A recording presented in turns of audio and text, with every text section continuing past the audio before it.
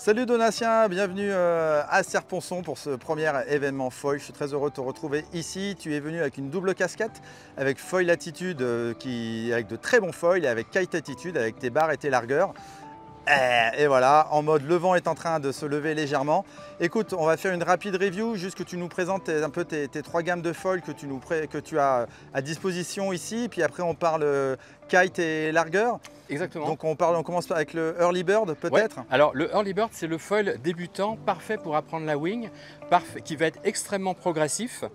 Donc qui va permettre de décoller très facilement et qui sera très stable même à haute vitesse. Donc si un jour il y a 30 nœuds à Serre-Ponçon, le foil continuera à avancer mais sans éjecter Sans être catapulté. le débutant. Donc Okay. c'est quand même très appréciable.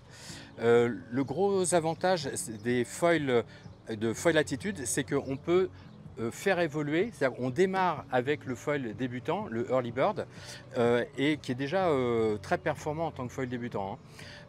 Et on peut tout simplement dévisser l'aile avant, on revisse une aile plus perf, et du coup on peut profiter de toutes les améliorations sans avoir à tout racheter. C'est modulable. Donc, tout est modulable, interchangeable très facilement. Super. Voilà. On peut même garder d'ailleurs le stab du Early Bird, même avec les foils plus petits, Okay. si on veut améliorer le départ au planning. D'accord, C'est quand même sympa à savoir. Super. Voilà.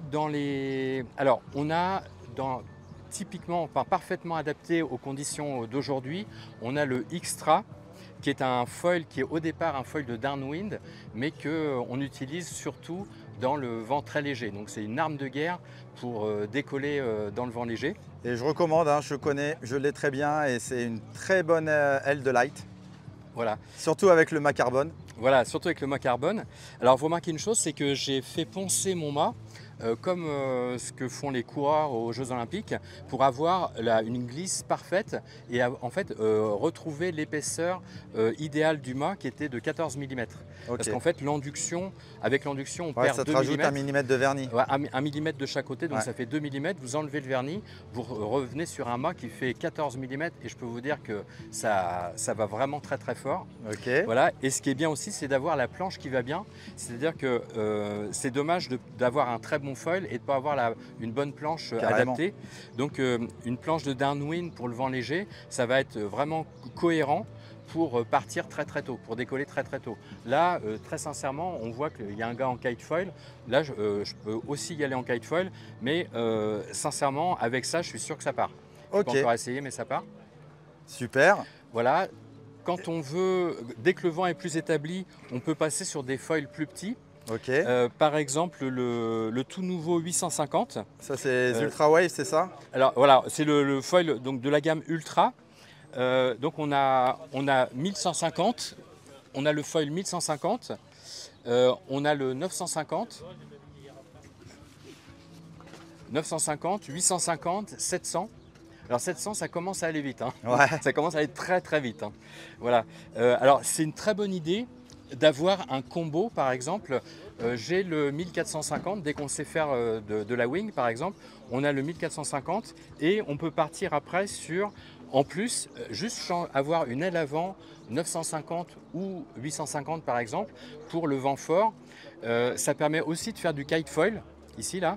Donc on peut choisir et en fait avoir très peu d'ailes, mais couvrir une très large plage d'utilisation. Ok, et on passe aux barres de kite. Tu as une barre de kite alors juste avant, il y avait quand même aussi oui, dis-moi, tu veux en parler d'un dernier foil? C'est très beau profil, c'est le foil de race. Okay. Donc ça bombarde. Hein.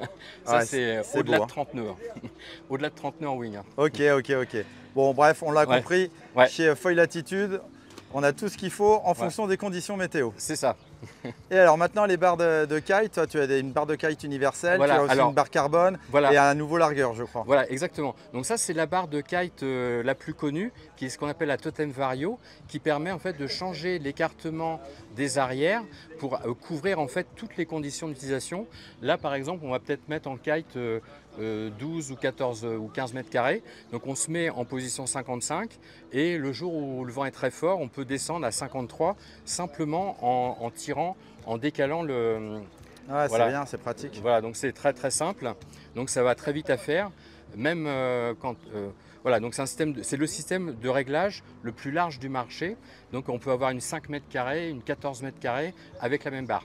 Ok. Voilà, les barres carbone, donc ça c'est idéal pour notamment pour les foils. Donc vous voyez, c'est super léger.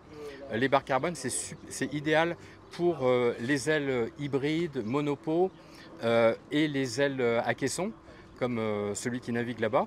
Donc c'est utilisé par des champions. On a bien sûr Maxime Nochet qui a d'ailleurs qui a été 10 ans champion du monde et qui a fait la conception des foils, mais qui avant ça nous a fait les barres carbone. D'accord. Donc on a des champions du monde et on a aussi Sacha, un jeune très prometteur de 15 ans qui a fait champion du monde, qui utilise aussi nos barres. Alors on n'est pas obligé de faire de la race. Là on a une version freeride en simple poulie pour le kite foil. Ok. Donc pas besoin, on peut très bien utiliser ça. Alors pas forcément avec des ailes hybrides ou monopo, on peut très bien l'utiliser même avec des ailes gonflables type monolate ou sans latte. Ça va permettre de très bien sentir les variations de vent et de garder l'aile en l'air plus longtemps. C'est ce qu'on cherche. Ok, et pour terminer, les largueurs? Alors les largueurs, ça c'est ce qu'on va sortir cet été, c'est un nouveau largueur click-in. Franchement, c'est une tuerie. Donc ça, c'est la version large, la version grande. Il y a un dévrilleur de fou. Ouais. Et on n'a même pas besoin. Alors, il y a certaines marques qui ont voulu, allemandes notamment, qui ont mis une barre pour favoriser le dévrillage des lignes. Okay. C'est extrêmement dangereux. Quand on pousse, ça peut se bloquer. Okay. Et la sécu, c'est un peu limite aussi. Okay. Donc à éviter. Et nous, en fait, on a un système qui permet en fait de dévriller automatiquement les lignes. C'est-à-dire que vous faites un down loop, là, comme ce que vont faire les kite foilers. On fait un down loop. Même pas besoin d'utiliser le rotor. Ça va dévriller tout seul, quoi. Un truc de fou.